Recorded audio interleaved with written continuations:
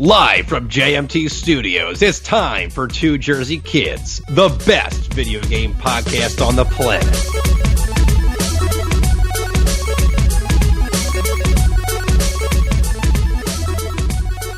What is up, Jersey Kids? This is episode 52 of Two Jersey Kids podcast, the gaming podcast that is Two Jersey Kids that comes every Friday. This is a Friday recording. Unfortunately, we had scheduling issues, but we're recording on Friday. It'll be released right after we're done talking. I promise I'll get done in it quickly. But I'm the host of this podcast, Adam Buckingham. Alongside me is my best friend, the best stick handler in the business, Gary Seisel. How you doing this week, Gary? Excellent, sir. I see you got the energy flowing now. That energy that you were saying was missing last week is finally now here. Last week, and it's good timing. I re-listened to the podcast last week, and I was like, oh my God, I sound so low and just depressed, and my tone was down. I'm still not 100%, I don't think, when it comes to, I don't want to say when it comes to video gaming, but it's more of podcasting and talking about video games, because I haven't been in the swing of things, because there's a lot been on my plate lately, whether it's work or other planning aspects that I have to do. You know what I'm talking about, Gary. All the extra stresses in my life that I don't want to deal with right now. But yeah, I'm here. I'm excited. It's been a year of Two Jersey Kids. It's been a fantastic ride so far. Can you believe we made it a year, Gary? Episode 52, man. I'll tell you what, when we started, I kind of just didn't, I don't know. I had no idea really where it was going to go. I thought we were going to do it. I mean, I didn't have any doubts that we were going to get through it and be able to make episodes, but I just it was kind of just like, we'll see what happens. And here we are, a year later. We're just basically, you just thought we'd be trugging along, basically just somebody on fire just trying to walk through and get things done. Am I right? I mean, it's still kind of like that. Yeah, it's definitely like that. That's 100% it is. We're just fucking, I don't know what is, just a train rolling down the tracks on fire, cabooses exploding left and right. I don't even know what I'm saying right now. It's episode 52, and I'm excited. But you can go follow us on Twitter at Two Jersey Kids, the podcast Twitter feed. You can follow us individually. The podcast Twitter feed always retweets us. If you're a new listener, please stick with us to the end, and then hopefully we earn that subscribe button, and then hopefully we can get some more iTunes reviews out there. We're up to 20. I want to get to 30 eventually in this next year. I want to get to 30. We made it to 20 in 1 year. Maybe we can get to 40, actually. That's my goal. Maybe it'll start ramping up. Maybe people will get into this, and maybe the anniversary episode will get more eyes. More eyes. Not that anyone watches an audio podcast, but more ears. But before we roll into everything that's happened this past week, Gary, what have you been up to? What have you been playing? I know you've been streaming. What are you doing? What are you doing, man? Well, I have been streaming. I've just been kind of chilling, playing some PUBG. I actually, in a turn of events, I ended up buying, again, Elder Scrolls of Skyrim for PC with the intent of modding it.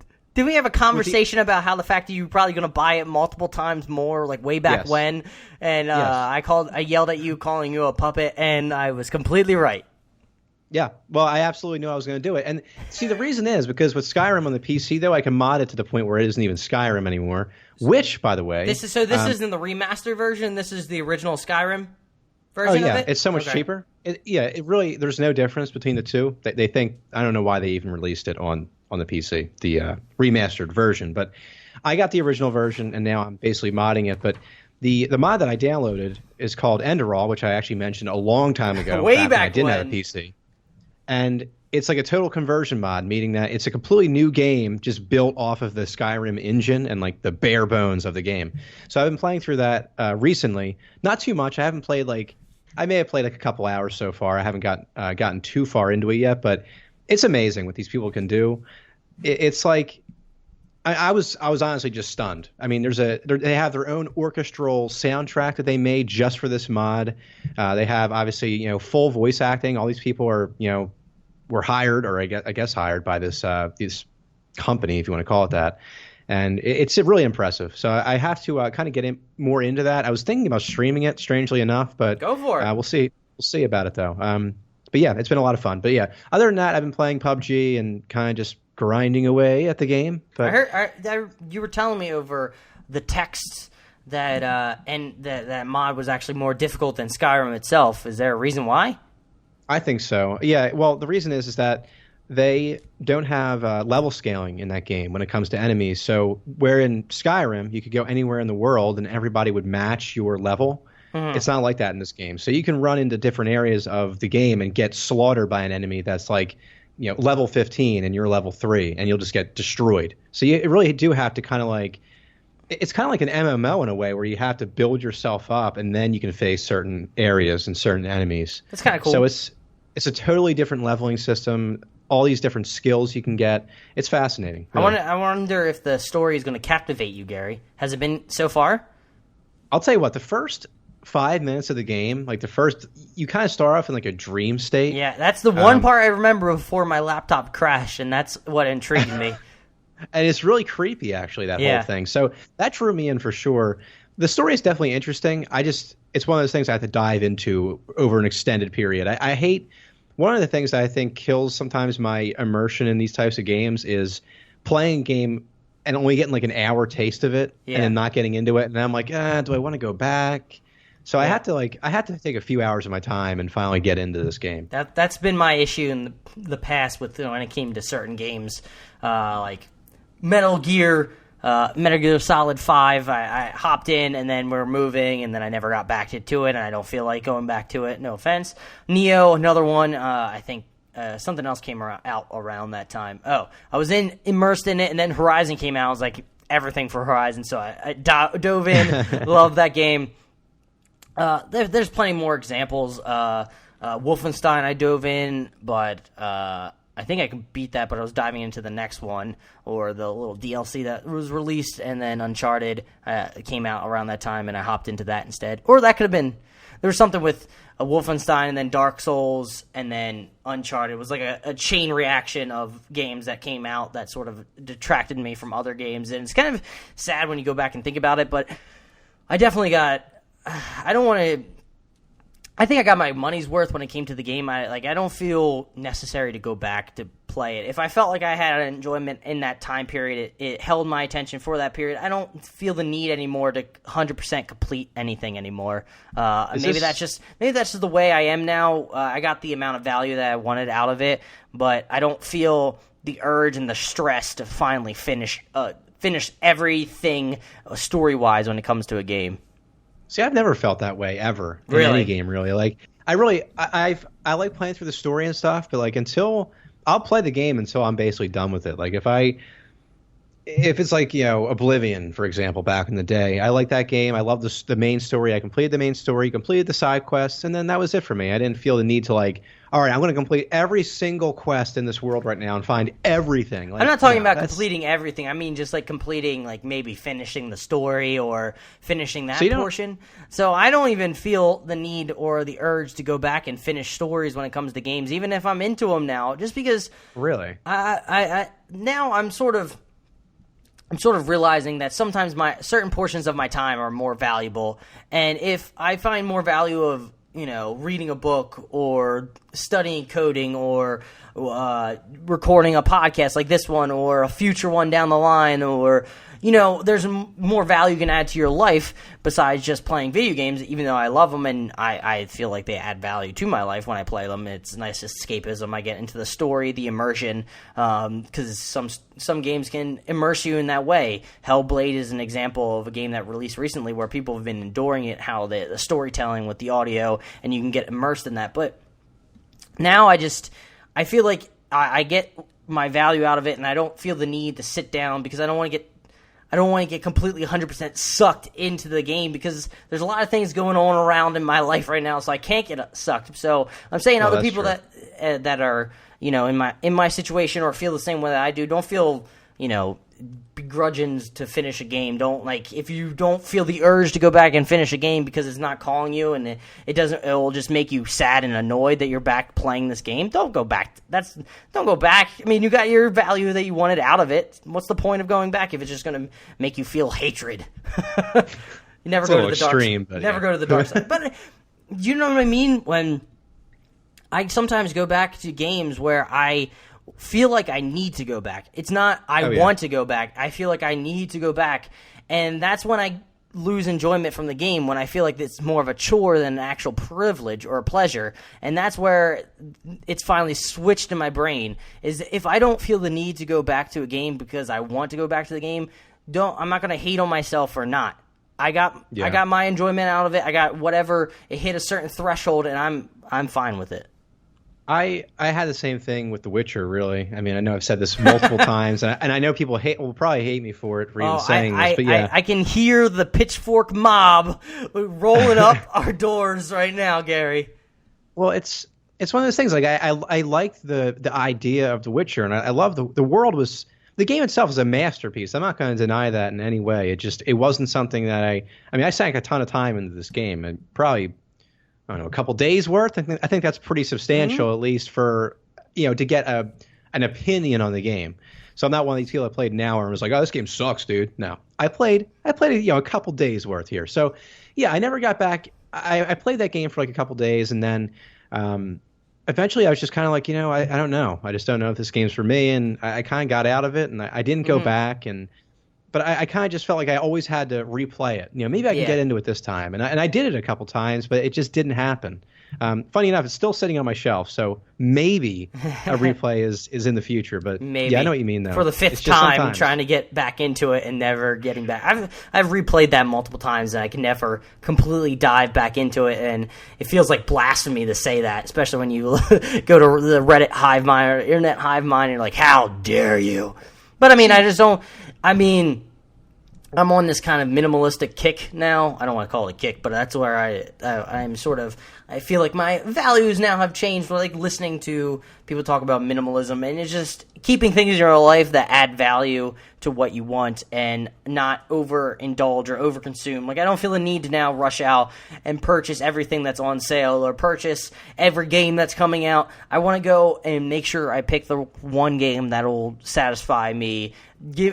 I'll know it'll add value. Like when I purchased Sundered, I didn't know at the time that it add value, but I know now that those type of games I enjoy and I get some pleasure out of it. And I played for a good 2-3 hours. Fucking fantastic. It felt great playing it, because sometimes I play games and it's just like, it just feels like a slog, like I said before, and it's not adding value to what I want. It's not adding positive value to my life, I guess you could say. So to all those people out there, if you're feeling the same way when it comes to a game, just kick it. Try to find a game that you're actually into. Don't just go nuts try to narrow down the games you'll be into, and maybe you'll have a better chance of really enjoying a game and actually not feel the slog to go back and play it, or go you know what I mean.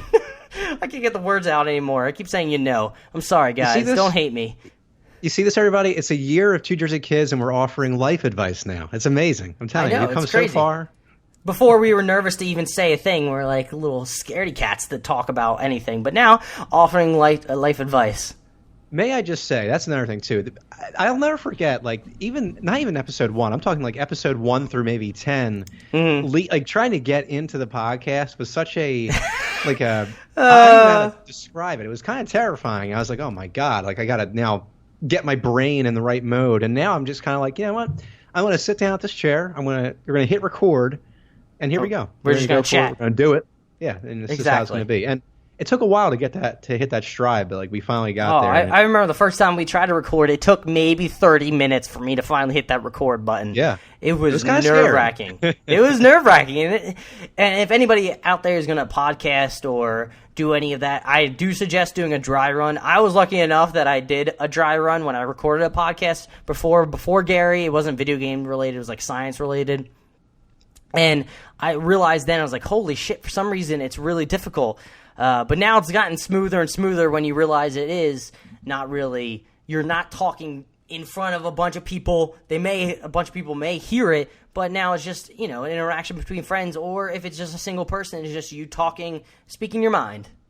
And that's another thing too, one of the things for me is I try to be a perfectionist when it comes down to making a podcast on my own, for example. I've had to do a couple episodes in the past for this show where I've had to go by myself. And sometimes I think so much about pronouncing everything right, getting everything perfect. But in reality, a lot of people don't notice the imperfections when they're listening, to an hour show. So it's you got to kind of take it easy on yourself every now and then too, when doing this sort of stuff. So Yeah, I realized that when I was listening to other podcasts, is that they do make grammatical mistakes. They sound amazing. Like, I get jealous of their voice that they're projecting when they're speaking, but then you think about it as like, oh, maybe they're not actually into their voice. You know, some people have just amazing radio voices where they get real deep and sound all sexy no matter what. But they also speak with some imperfections. I listen to Dan Carlin, who does a 6-hour historical podcast, and seems like he talks on without messing up a single beat. But there are mess ups if you actually pay attention, but most people aren't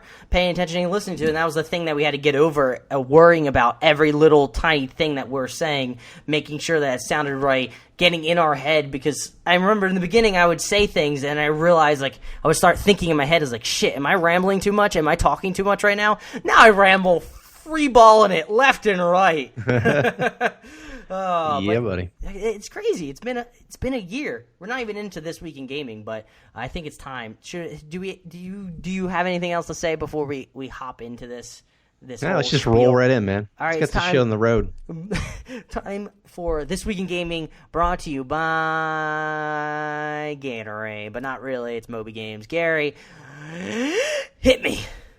All right, the first game that I have found was Age of Empires 2. Ooh. The Conquerors expansion was released on Windows in 2000. Now, for the people that aren't aware, Age of Empires 4 has actually been announced, and it will be coming out at a later date. I'm not sure if they've actually confirmed a release date for that yet, but keep it on the radar. Great game.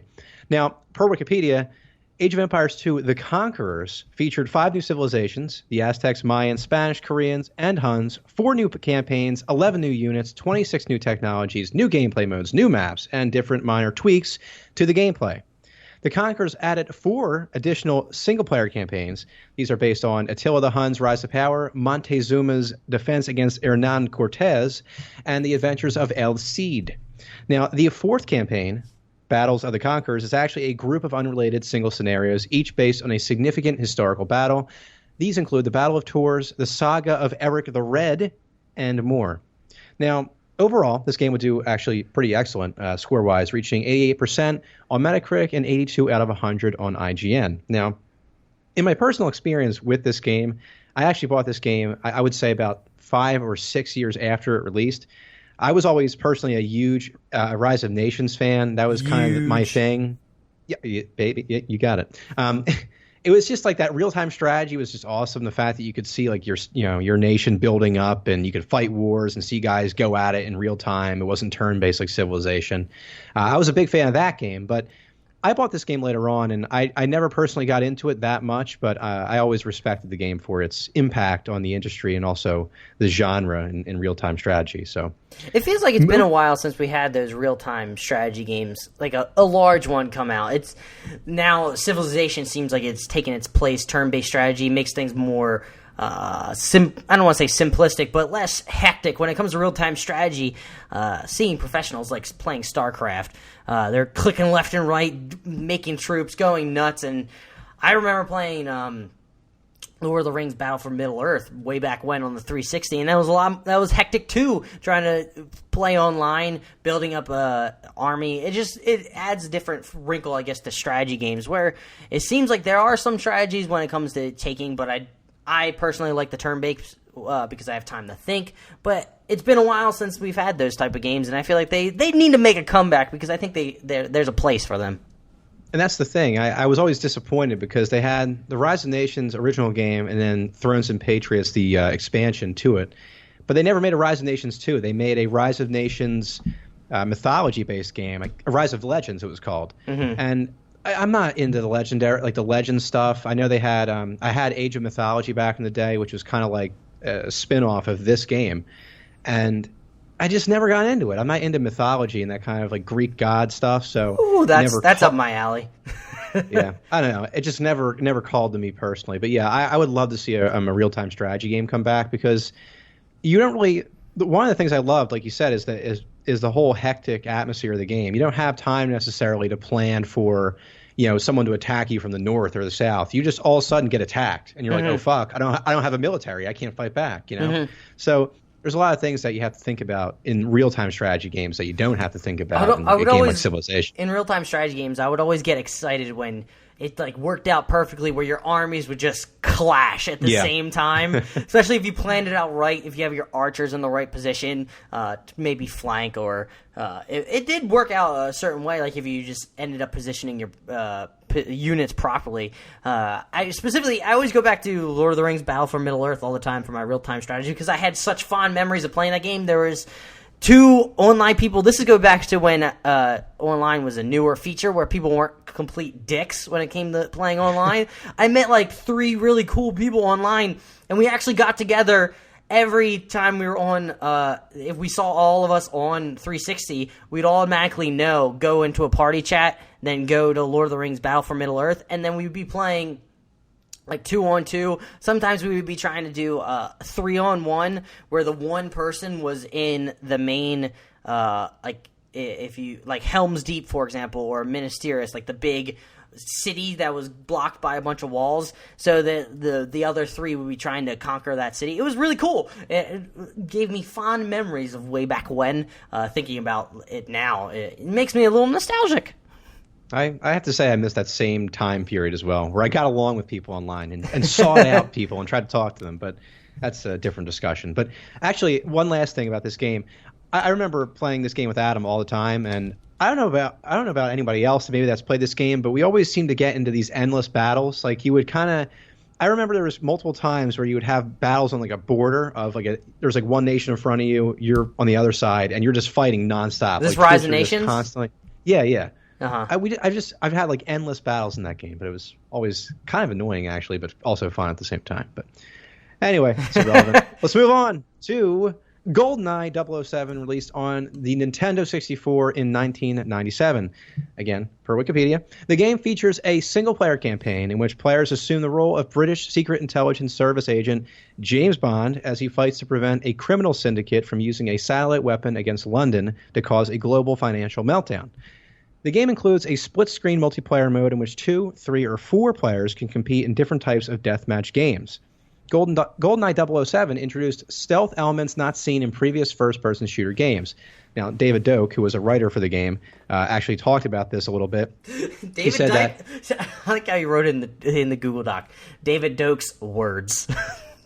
Yeah, well, because originally it didn't flow right. I was like, I could just throw this in there, but it didn't make sense. So anyway, in the words of David Doak, whenever you fired a gun, it had a radius test and alerted the non-player characters within that radius. If you fired that same gun within a certain amount of time, it did a larger radius test, and I think there was a third even larger radius after that. It meant if you found one guy and shot him in the head and then didn't fire again, the timer would reset. Now, additionally, windows throughout the game were programmed so that enemies cannot see through them while the player can. Now, while this was considered unrealistic, this was an intentional feature made to encourage the players to use windows to covertly spy on enemies. So you can see that this game had a lot of, kind of influenced, a lot of stealth games later on, maybe like Splinter Cell, for example. But when it comes to the window thing, I feel like that's actually just accurately portraying these spy movies back in the day, because you'd always see spies when they peek up and they look through the window. You're always wondering, how does nobody see them when they look up and their whole head is in the window? I like peek around the corner when I'm playing hide and seek. The little kids can spot me left and right. Back when I was little and playing hide and seek, we would spot each other left and right whether you peek out or not. It's ridiculous. So it sort of made sense. Fits in the universe of James Bond. I've heard a lot of people love. I mean, this is a pretty famous game, I would say. I know a lot of people that just absolutely love this game. And the interesting thing about it is that this game actually had really low expectations upon its release, and obviously it turned out to be a huge commercial hit. And it actually turned out to be the third most popular N64 game, behind what else besides Super Mario 64 and Mario Kart 64. So, it did very well. Honestly, if you go back and think about it, I mean, I was only 4 when this was released, so I was a youngin'. But if you think about it, like in today's terms, would you ever expect a licensed game to do well, to actually be pretty much no, like amazing? You go back to the Xbox era, and I remember James Bond Nightfire releasing, but that wasn't groundbreaking. That wasn't, oh my god, this is the next level game. This wasn't a game that everybody was playing. Granted, I played it a lot because of the bot feature. But what's up, Gary?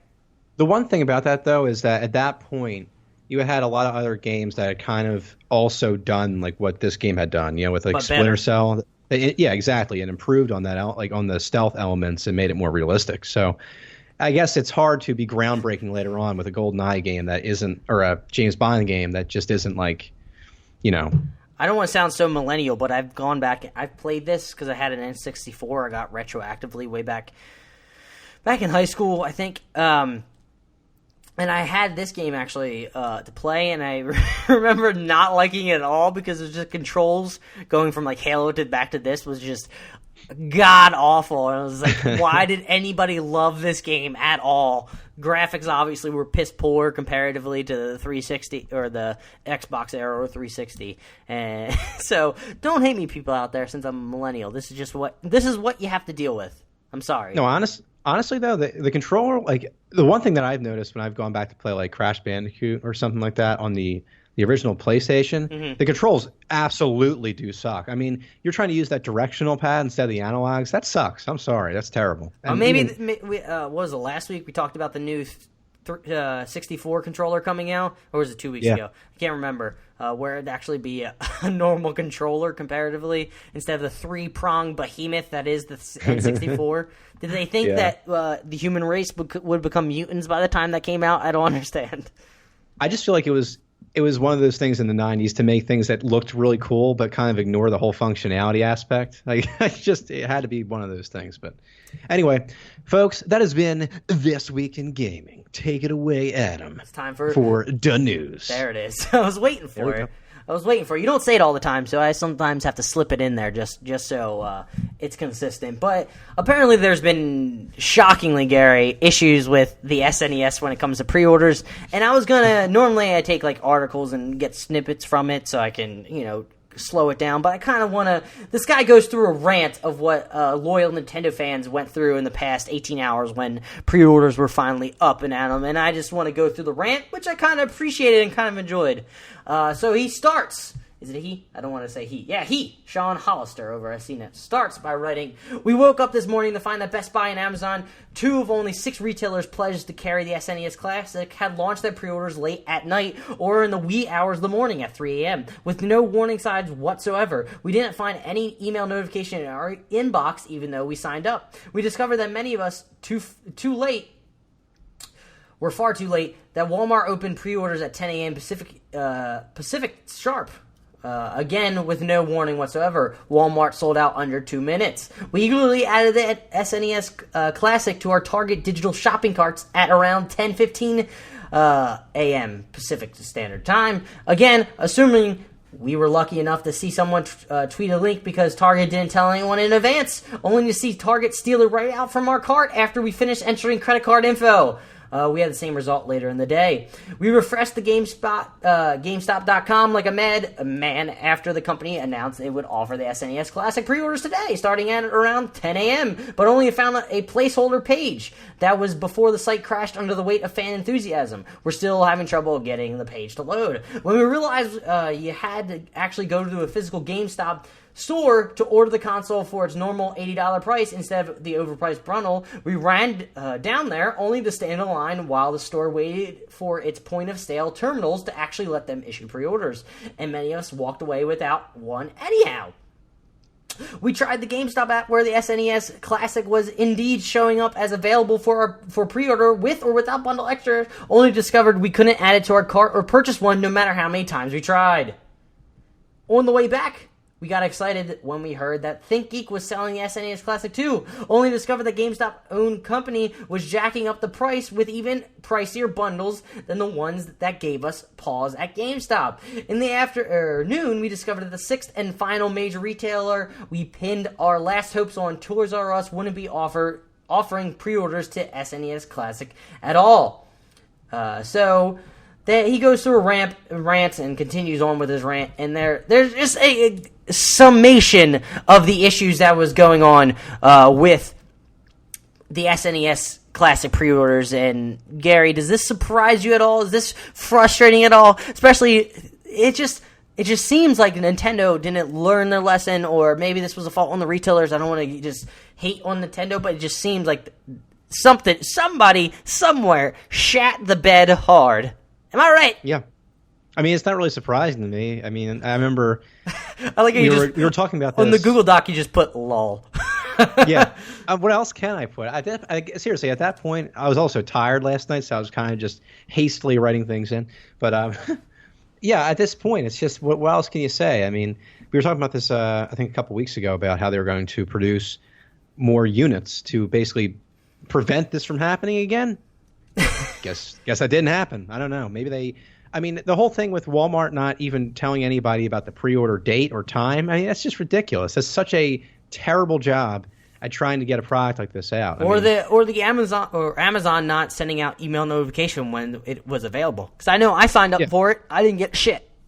Well, that's the thing. Well, what really blows my mind now is like a company like Nintendo. It's been around for a while now, obviously, and has had amazing success in the past. You'd think that was something like this that kind of taps on nostalgia and all that stuff.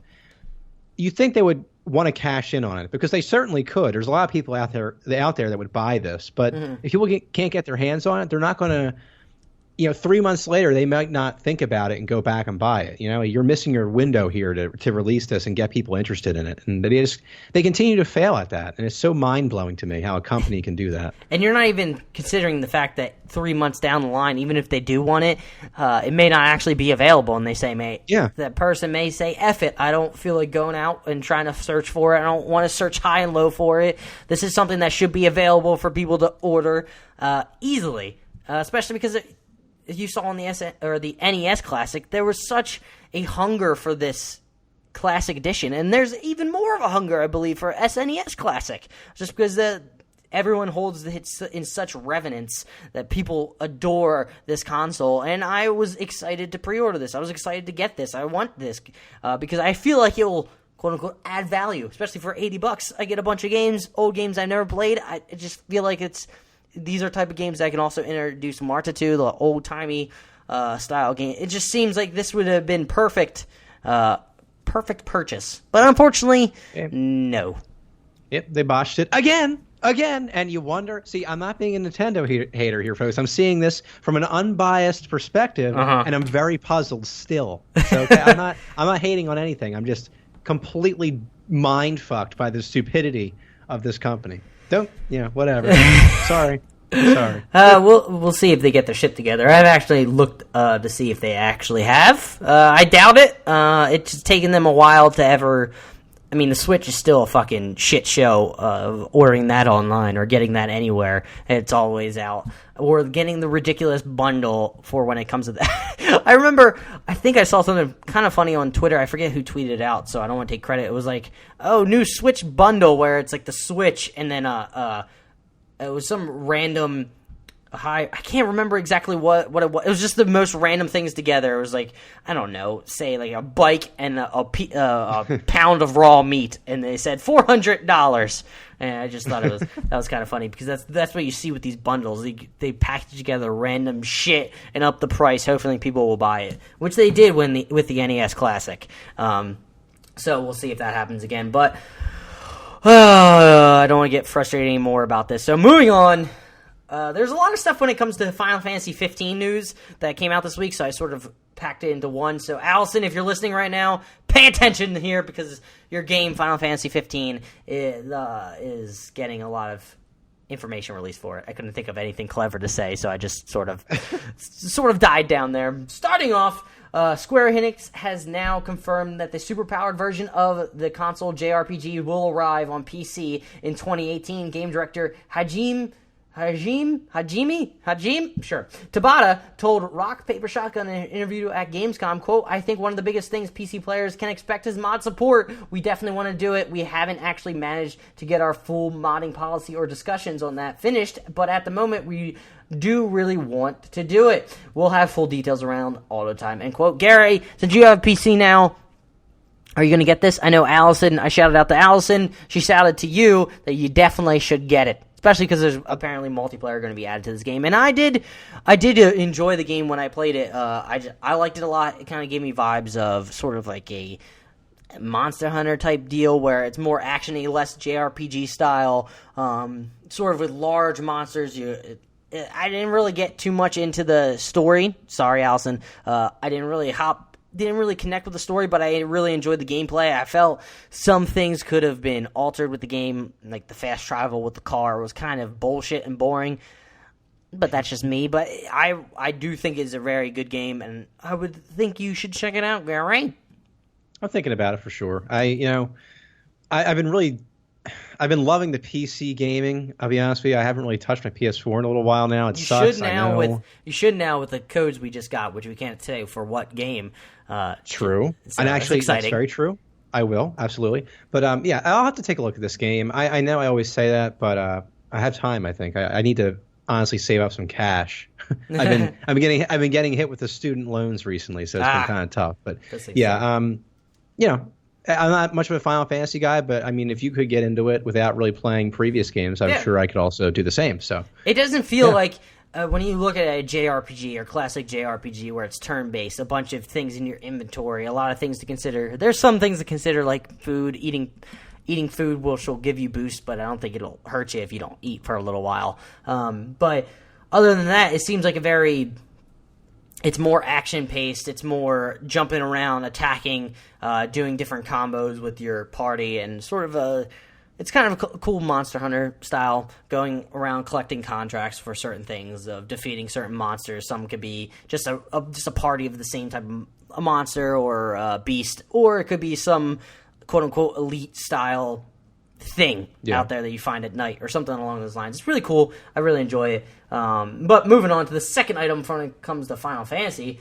in a blog post, Square announced an iOS and Android version of Final Fantasy 15. Quote, the Final Fantasy 15 Pocket Edition will be for iOS, Android, and Windows 10 devices to be released later this year. It is an all-new adventure that retells the beloved story of Final Fantasy 15, giving fans and newcomers alike the freedom to journey through EOS whenever and from wherever they want. The mobile game features the main characters and story of the console version and a newly announced Final Fantasy 15 Windows Edition with an adorable art style and a casual touch control optimized for mobile devices. The main story is told across 10 thrilling episodes, with all 10 episodes available at launch, and the first episode download for free. End quote. The first thing I do have to say is why the fuck there's no Vita. I would love this for Vita. I love my Vita. I would love to play on Vita.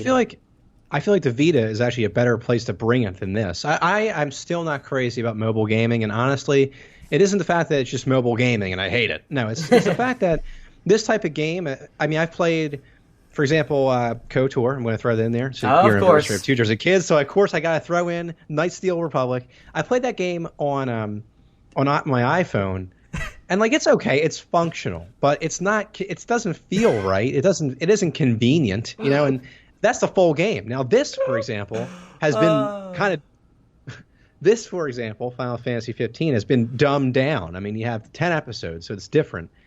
I guess if they optimize it like they're saying they're going to do for mobile devices, it's a great thing. But I've just never been a big fan of playing great console games on my mobile device. It's just, that's not me.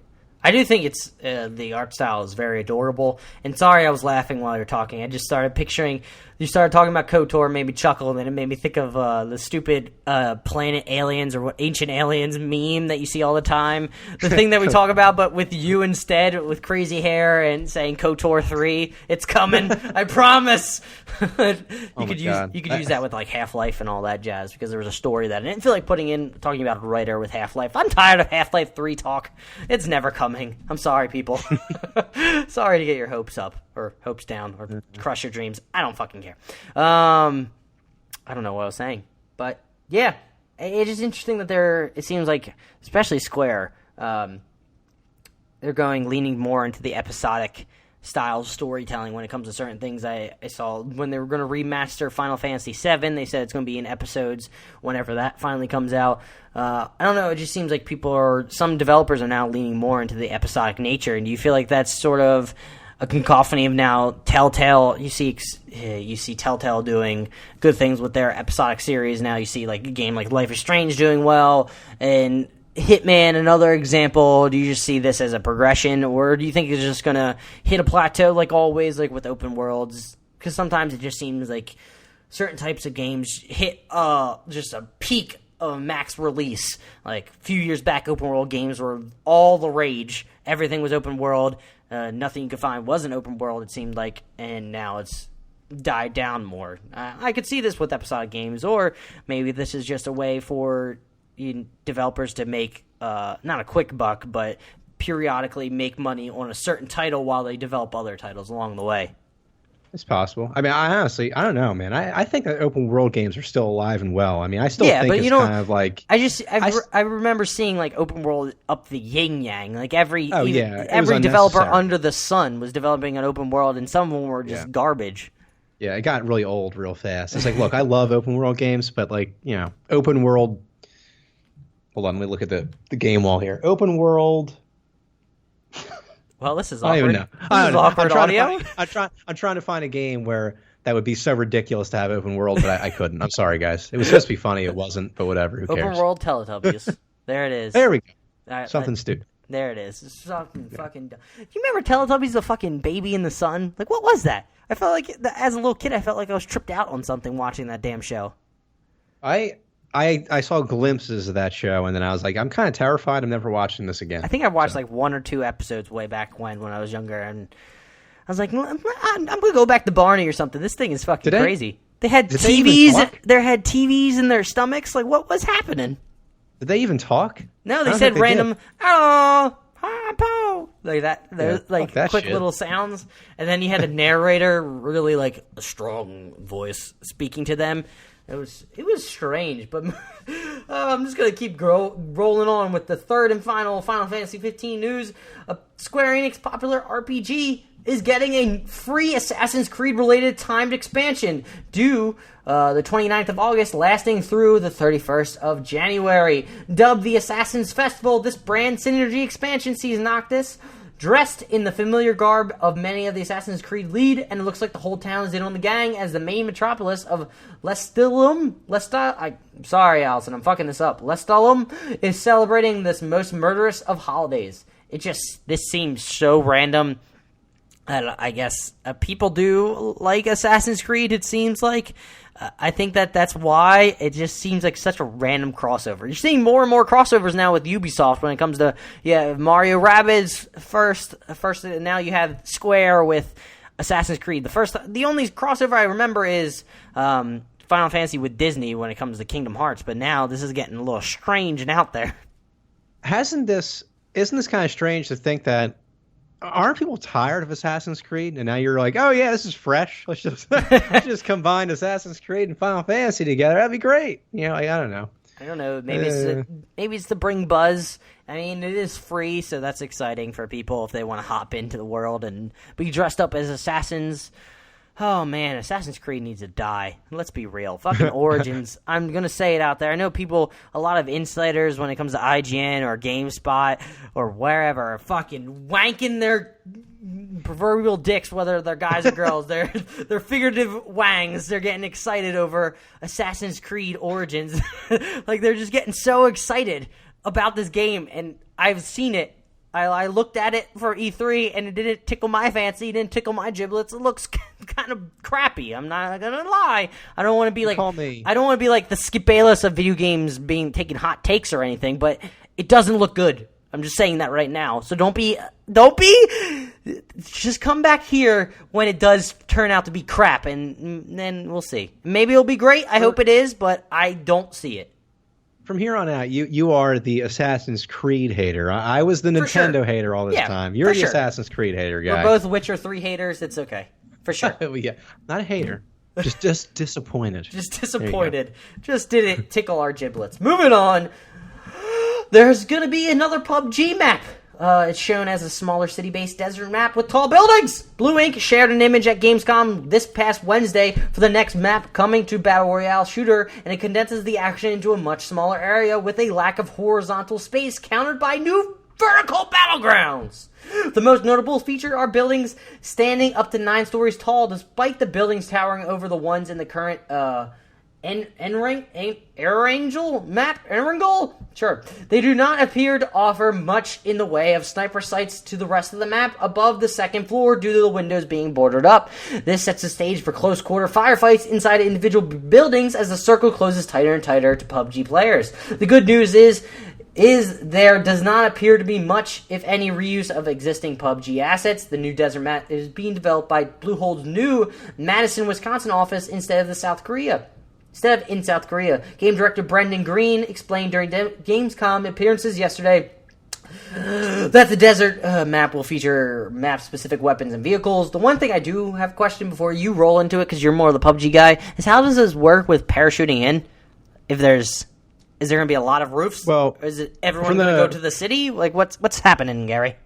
From the pictures that I've seen, I mean, there are areas to land, like streets and stuff like that. I don't think every inch of the map's going to be covered in gigantic buildings, but I think it's, you'll have some open space to drop in, and you could drop on the roof as well, I'm sure. So, but this will be interesting. The one thing that's with this game that I like is playing more aggressive, and this will give it to you. It's interesting. Yeah, but at the same time, I'm a little nervous because, as I've noticed now, by dropping in at the military base for people that are unaware, the military base in PUBG is like where a lot of people drop in because there's really good loot there. So you have like tons of people dropping in at once, trying to grab a gun real quick, shoot everybody. It's kind of like a race to get a gun.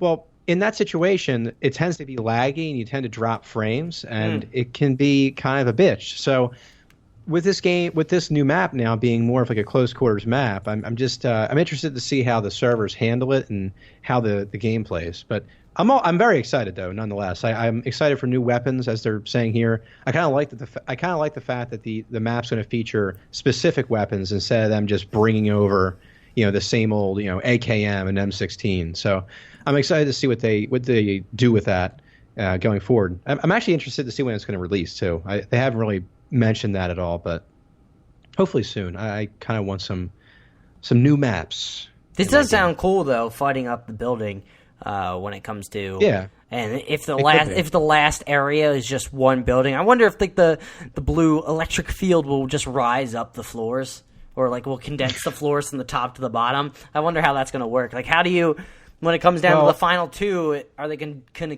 condense enough where you only have to be on the same floor? Or, like, what happens when you're on it condenses to one 9-story building and one's on the bottom, one's on the top, and they can just chill and take it slow? To give you an idea, I don't think it's going to change much either with this new map. I mean, I've been in situations, my friend and I were just in one where we were playing duos. So it's him and I versus two other dudes. We were in the final four, and we're trying to kill these guys. I knocked down a guy on the ground, and then his body was up on top of the roof shooting down on us. He ended up killing both of us because the circle just closed around his building and on his little segment of the roof. So the only way we could have gone up there really is if he jumped down or if we ran up the stairs. So I think that with this new map, you're basically just going to have that circle getting smaller and smaller, and you basically are forced to run up if you have to that top, whatever floor he's on. So that could be really, really annoying. I have to be honest. Especially it's if you're on right now. Especially if you're the one going up. Exactly. It can be very frustrating because people will just sit at the stairway. Because we've learned from Star Wars: Revenge of the Sith, you never attack someone when they have the high ground. Am I right? No matter how powerful. I can't tell you how many times playing this game I've heard that joke used by other streamers. I use the joke. We all do. It's actually kind of hilarious. I have the high ground. Yeah. This reminded me that Gamescom was going on this past week. Did you even realize that? Yeah, I absolutely did. I was looking at it all week. That's what I gotta say, right? No, I had no idea. I tweeted out. I was like, shit, Gamescom was this week? It kind of goes to show that, I don't know, it's not that I'm drained on video games. It just doesn't seem like we need that many press conferences or that many expos that are covered constantly like by these main IGNs or GameSpot. Like, I didn't pay much attention to it, but I'm sure other people did, so I'm sorry if I sound like I'm just a fucking asshole saying like, oh, how dare they cover Gamescom. It just seems like I don't see the point. I didn't get that excited. Oh, Gamescom, because there wasn't that many announcements when it came to actual titles. That's true too. That's probably why I didn't really think anything of it. Yeah, that's another thing too. I mean, there hasn't been much news besides what we saw at E3. I really do think that they'll sort of not have these Gamescoms where they'll have these press conferences anymore. I feel like it'll just be more conventions where people can go and play and talk to developers. And I feel like now developers or studios or hardware developers are just going to have their own press conferences. They're just like, but not being around E3, or it could be around E3, but I feel like they'll have their own set, like what PlayStation does now with the PSX. I feel like more publishers, more hardware developers are going to be doing that. That's where I feel like it's going, because you can talk to your audience, the main people that want to be there. You can talk directly to them, and you can get your fans excited, and then also it'll lead over to other people paying attention to it, because then it's just your press conference. It's a big thing. It's a big date. People pay in and watch what's going on. I think that's where it's going, but that's neither here or there. Moving on. Apparently Skyrim runs at a native 720p and 30 frames per second on the Nintendo Switch. Digital Foundry is widely considered to be the gold standard when it comes to the technical analysis of how video games run on various pieces of hardware. As such, it should be very reassuring to anyone looking forward to the Switch version of Skyrim that the team described its performance as excellent when they were given a chance to put it through its paces at Gamescom 2017 this week. Testing out the game in handheld mode, they observed that the port was free from many of the inconsistencies that both the original release and even the more remastered were troubled by. The resolution of the game appears to be a native 720p, and its frame rate is reportedly locked at 30 frames per second. Gary, does that excite you? I mean, I think it's cool. Again, I've said this before in other podcast episodes. It's cool that Skyrim's coming to Nintendo Switch. That's awesome. They're getting more third-party games. Great third-party games, might I add. Where's that J-Lo butt? Where's that J-Lo butt? Wait, what? A big butt? Because you're about to say butt, you know. Oh. Fucking damn it, Gary. Roll with me. Thanks a lot. I was whatever. You just completely disrupted my train of thought. But anyway, that's what I'm good for. It's great that this game's coming there. But at the same time, I have to say that this game was released in 2011. Now, when are they going to kind of start bringing these new titles that I don't know. I've said this before. Just bring new exciting titles to the console that are targeted more towards the mature audience. Skyrim's one of them, but again, bring a new Skyrim-esque game to the Nintendo Switch. Then you grab my attention a little bit more. So that's just me. That's what I think. The Nintendo hater.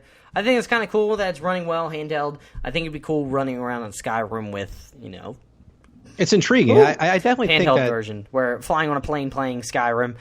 It'd be cool if it had mod support, so I can actually just say F Skyrim. I played enough of that. I'd rather play this Endrel game. I kind of want Oblivion in handheld mode. Not gonna lie, I really miss Oblivion compared to Skyrim. I don't know. Is that a crazy opinion? I think it goes back to, I think if you grew up in when we grow up, people appreciate Oblivion more than Skyrim. I think. Or maybe, I don't know. But I appreciate Oblivion more than Skyrim, but I heard a lot of people appreciate Morrowind more than Oblivion, and then they appreciate Morrowind more than Skyrim, so it sort of depends on your... I don't know what I'm saying. I was just going to say, I really wish they made the Oblivion remaster instead of the Skyrim remaster, honestly. I mean, I know a lot of people would be like, oh no, Morrowind's way better. That's your opinion. I respect it. But I really do want to play Oblivion again. I got lost in that fucking game. I got so lost in one city, and I just never went back. Yeah. We've heard of you getting lost in one city and never escaping. I was never able to escape. I was a young child. I didn't know where to go. I was lost and I was scared. So, but when they release the next Skyrim or the next Elder Scrolls, I really want them to actually learn from what I hated about Skyrim, where it just didn't feel like the missions were all that different. It didn't feel like there was any variety. It was like, go here, kill some trolls. Go here, kill some wolves. Go here, kill some trolls. Just seemed like, oh, go to this cave and find the same exact little claw that you then place into the slot to open up this area. It just seemed, I don't know. It just didn't seem like it was that much variety compared to Oblivion or compared to Morrowind, where Morrowind was more expansive, had a bunch of different things going on in the quest, and then Oblivion I felt I liked a lot because there was voice acting in it, and it just seemed, I don't know. I liked it.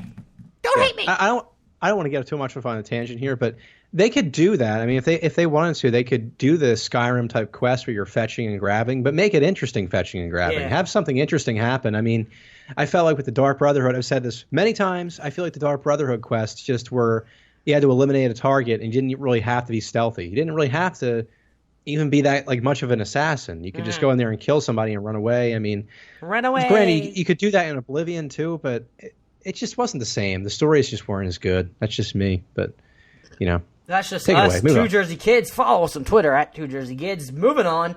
Apparently, Rocket League will get Mario, Metroid, Cars. The Nintendo Switch version of Rocket League, I should add, will include new battle cars based on Mario, Luigi, Samus Aran's gunship from Metroid series. Developer Psyonix announced today. Not much to that. It's kind of cool that Rocket League does keep adding these new things, new cars that people could play as. It's exciting. The Switch is getting Rocket League. Fantastic game. If you're a Switch owner, check it out. Moving on. Nintendo apparently finally adopts PayPal for the first time and brings it to the Switch. The digital banking tool has become a payment option for the Switch worldwide today. Other consoles, including the PlayStation 4 and Xbox, have supported PayPal for years, but this is a first for Nintendo systems. Fans often criticize Nintendo for being slow to adapt to features that its rivals have touted for years. The Switch getting PayPal support is a move for Nintendo towards better parity with its competitors. This PayPal option has only come to the Switch, not Nintendo's other systems. I guess that's cool. A step in the right direction. Nintendo actually adding certain things that have been on other consoles for a little while now. Maybe it's a sign. They'll slowly go that way, even though their apparently multiplayer online app didn't really, is not up to snuff. I don't know the words that are coming out of my mouth. Maybe it's just another sign that they're continuing to adopt things late. I mean, honestly, that might just be it. Like, oh yeah, we're doing it now, and then 10 years down the line, they'll finally get I don't know. I don't even know what I'm saying. Yeah, they'll get some other feature that's been used for in the past 10 years. I don't fucking know. VR. I don't know. Who knows? There you go. Yeah, they'll bring back the Virtual Boy. Moving on. Apparently, the Nintendo's SNES Classic Mini will let you rewind games to tackle tricky spots. The SNES Mini, the Classic Edition I should say, has a useful gameplay rewind feature to help smooth the nostalgia trip. It lets players rewind their gameplay to try difficult sections again or to find items that you missed. According to Nintendo, the rewind depends on the kind of game. In role-playing games such as Super Mario RPG Legend of the Seven Stars, for example, you can go back a few minutes. In the action-oriented games such as Super Mario World, you can go back around 40 seconds, which should be ideal for retrying small segments of the game. Oh, Marta is back in the house, I believe. Yeah. I just heard the door. So, the door. Gary, what do you think about the rewind feature of Super Mario, or the SNES Classic is adding? I feel like it's an interesting wrinkle. That's kind of cool. I think it's a cool feature. Honestly, I mean, I'm not the type of person. I said this before. Is that I'm not really the type of person to really collect everything in the game, and I'm not, I don't really want to seek out every conceivable spot in the game to get this certain thing. So for me, if I'm playing through like a mission and I run past that portion, it'd be kind of cool if I could rewind, maybe try it a couple times, see if I could get like that collectible or whatever, and then move on. So that'd be good for me. I think it's a cool feature for sure. It's just it'd be really a cool feature if they actually made the console available to people. That'd be great too. Damn, throwing shade after you complimenting it. Classic Nintendo here from Gary. I'm just embracing it, really. I think it's a cool wrinkle, especially if you're playing for younger people like me, or even younger, where they're playing more difficult games, because games back in that day were a little more difficult to add more longevity to it. Even though that was more the NES than SNES, I believe. So it's a nice wrinkle that they added, so it allows people to retry things over and over again, especially if they don't want to go all the way back. I just think that's a cool feature to add. But moving on to the final story of this podcast, apparently EA boss says that Mass Effect Andromeda got too much criticism and the franchise could return. So EA's boss, Patrick Sutherland, has come forward to say that Andromeda might have received more criticism than it's deserved in an interview with Game Reactor. Quote, "I usually don't do this, but this is one of those places where I feel like the game got criticized a little bit more than it deserved. I think the game is actually a great game. Yes, we have to acknowledge the fact that there were some things that maybe we could have done better, absolutely. But as a whole, if you go in and you buy the game today, with everything that's in it today, I believe that that's a game worth buying personally."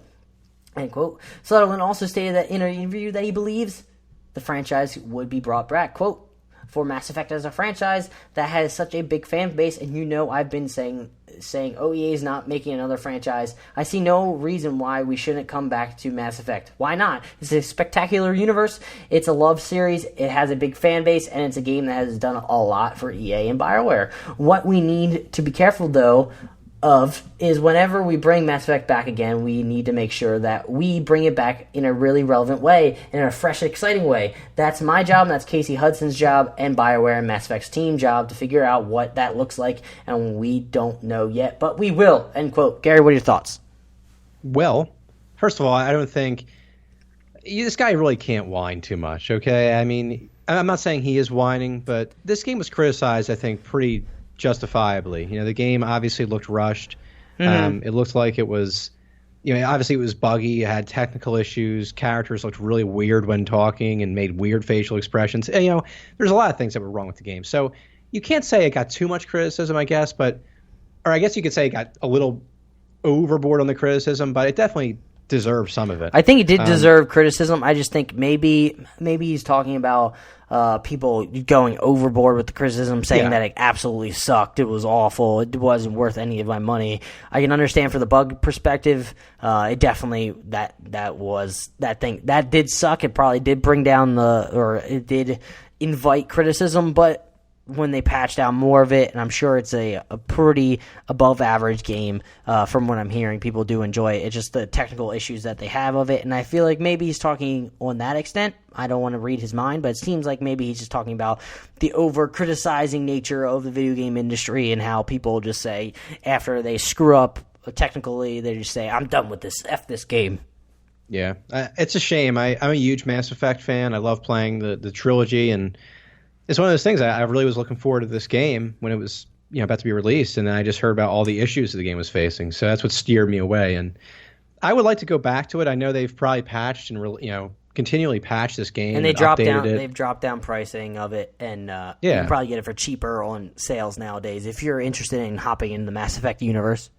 Yeah, exactly. So it's something that I might actually explore going forward. So, that people just are crazy. I don't know. They just want to hammer something until they are satisfied, but they're never really satisfied, so it's kind of weird. It's a video game industry, Gary. That's just what it is. It's just internet in general. They just love to hate. That has been all for the news this week. It's been it wasn't too packed with craziness, but it's been a year of Two Jersey Kids, so that's exciting. And before we go, since it's been a year, I want to get your thoughts, Gary. What has been your best game for the past year that we've recorded? What stands out in your mind? You want me to go? Because I have some. Yes. Yeah, let me prepare myself. I think it's going to be quick because I'm not going to ramble about the things that stick in my mind. One, of course, is Horizon. Uncharted 4 is another one. And then Neo is another game that sticks out, and there's something else in my brain and I can't think of it right now. The reason I'm struggling is because I sort of sprung this on myself as well, because I wrote this at the beginning and never really got back to it until right now. I was like, shit, I actually have to remember that I need to say games. So Horizon, Uncharted 4, Neo are the ones that mainly stick out in my brain. I do like Sundered. It's a fantastic game. Just because I played that the most recently, that's why it's sticking out. But there's plenty of other indie titles that I really did enjoy. I just can't think of them all off the top of my head. All right. Well, I think for console, for me, it would be Horizon Zero Dawn, Uncharted 4, and then I guess on PC, since it's kind of been like a new experience for me, I would have to say City Skylines has been awesome. I was saying for a long time that I wanted like a good simulation game to get into, and that game did not disappoint at all. And then also, I would have to say PUBG. Player. That was really? Kind of it was the unexpected, satisfying game. I was big on. I remember when I first got my PC, I got H1Z1, and I was really excited about it. But as it turns out, I really could see PUBG winning Game of the Year this year, just because everyone's on its proverbial D, and people are just so excited about that game, and they just love it so much. Even though I do still think that either Horizon or Uncharted Uncharted was last year. So I think Horizon should get it, or Legend of Zelda Breath of the Wild, because I know people love that game. I don't think PUBG has enough to it to win Game of the Year, but I'm sure it will win.